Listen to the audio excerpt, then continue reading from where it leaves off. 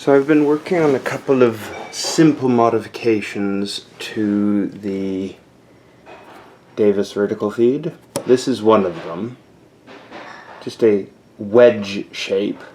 Could be square, but the wedge allows a bit of adjustment to put between the presser foot lift and that mechanism, which hopefully we can see just moving up and down there. And the reason is because that lifts the foot. Now without that, when stitching free motion embroidery, what happens is the foot stays really close. It bounces slightly, but if you're jumping over embroidery and have a thick hoop or anything, that's not going to quite do it.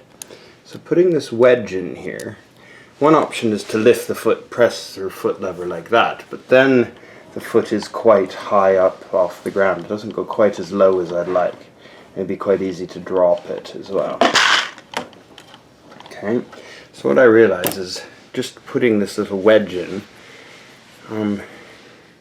allows it to hop just really close, but not actually thud. So it makes the experience quiet and also very efficient. So it makes the hopping foot perfect. And of course, as high as you adjust that, as high as you make that little wedge, is as high as it gets. So in this case, I've done it 4 to about 6 millimeters, and I'm using the 6 millimeter side just in there, and that works perfectly. So I'll show you what that looks like when they're actually stitching in 1 second. I have added an extra spool pin. Now I found that this spool pin for the 201, which tends to pop out easily, will go in there. So if you have a 201 or you see one like that, but it's a bit wibbly wobbly. Not the end of the world, it doesn't fall out, it does work. However, I decided to 3D print one. And if you look really close, you can see it's sort of got kind of 2 little wings that match that 2-wing oil port. Now you must make sure you still continue to oil your machine.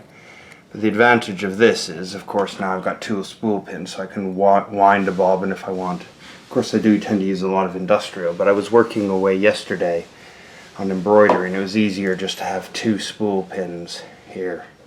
So now I have 2 spool pins, and I can use those. So I'll show you how the hopping foot works with that little wedge in the back.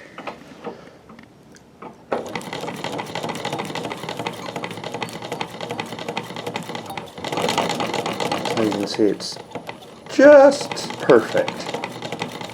It allows me to move the fabric really easily. Nice and quiet.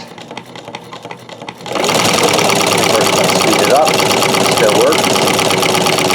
So you can do your thread painting. But it is lovely and quiet like that. So you can do hours of free motion quilting like that. Or darning or whatever you want.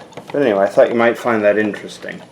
2 modern adaptations to the Davis vertical feed. Of course, I also have my thread or sort of needle position on there, and you can see the little red light flashing. So when I release, needle down at the moment it's set, and if I do a little bit more sewing, needle down. So that works absolutely flawlessly. I printed this little clamp on the end, and of course now I've got control. I can do needle up, needle down, or turn it off. It also works. Anyway, bye for now.